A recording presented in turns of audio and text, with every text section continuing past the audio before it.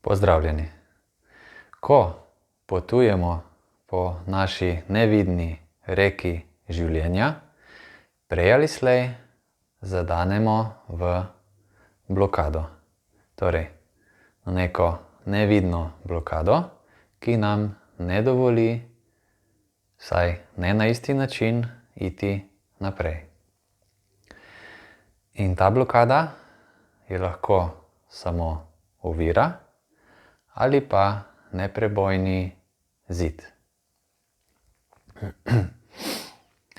In na nas je, na nas samih, da ugotovimo, ali gre za prepreko, ki jo moramo nekako preskočiti in dovolj zrasti, da jo uspemo preskočiti, ali pa gre za zid, ki nam dejansko ne dovoli več iti po poti, ki smo si jo z glavo zadali. Kako ugotovimo, kako uvidimo, ali gre za prepreko ali za zid?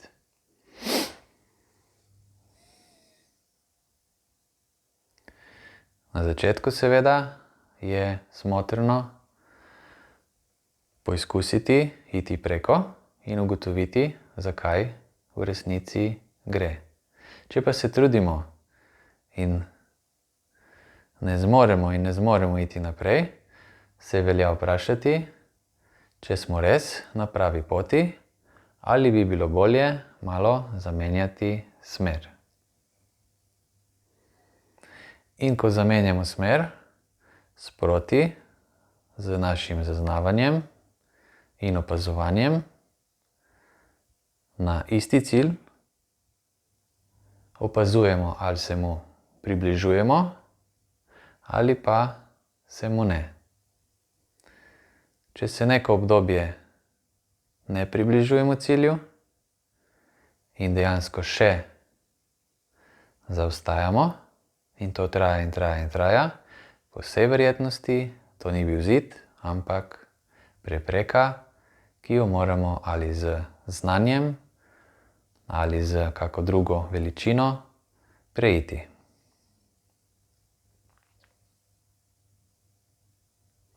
In ta nevidni labirint, te prepreke in te zidove si dejansko postavljamo mi sami.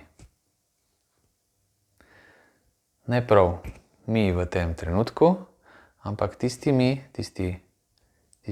višji del nas, ki v vsakem trenutku vidi za kanček dlje, kot smo mi sami sposobni trenutno videti. In seveda v tem primeru moramo zaupati v neznano. In kako to storimo? Samo pogledati moramo za nazaj, naše odločitve, naš potek življenja in hitro ugotovimo, da se je vse išlo po neki najboljši možni poti. In s tem, ko pridobimo zaupanje v neznano, tem lažje seveda sledimo nevidnemu labirintu, ki si ga sami postavljamo.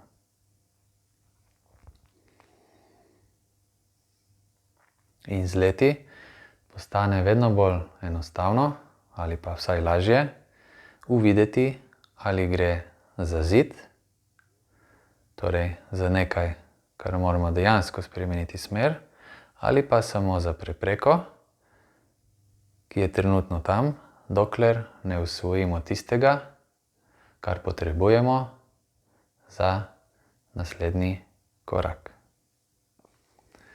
Hvala.